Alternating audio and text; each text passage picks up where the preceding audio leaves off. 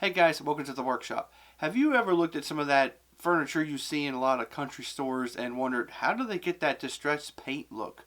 Well, I'm going to show you how to do it in this video, so stick around.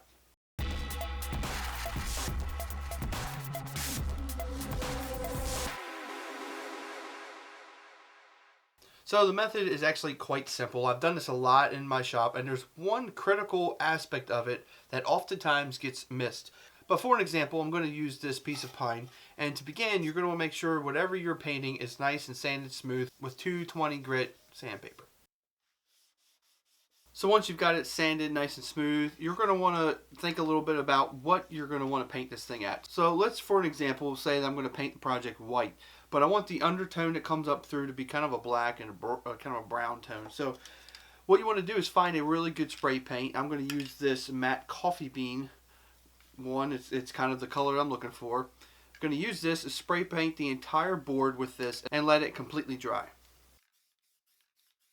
Alright, now we got our board painted and it's completely dry. So what we're going to do is take a nice water-based paint on this thing. You can choose whatever color you want. I'm actually going to do white for this technique. You want to paint it on and let it dry as well. Alright, now that the paint has dried, this is where the magic happens. Take your sandpaper. You can use an orbital sander or any type of sander. I'm just going to do it by hand. And just scuff it to where you want to see the brown or your underlaying color come out.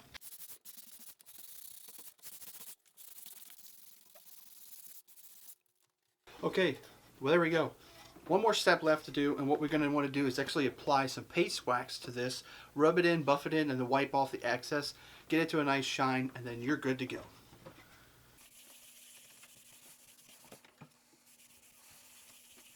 Okay guys, that's pretty much it for this video. I hope that you found that technique really helpful for some of your projects that you're trying to distress and give it a nice painted old looking finish. So if you like this video, please give me a thumbs up and drop a comment down below if there's something you would have done different or if you've used something kind of similar to this technique. So guys, thank you for watching this video. I'll see you next time right here in the workshop.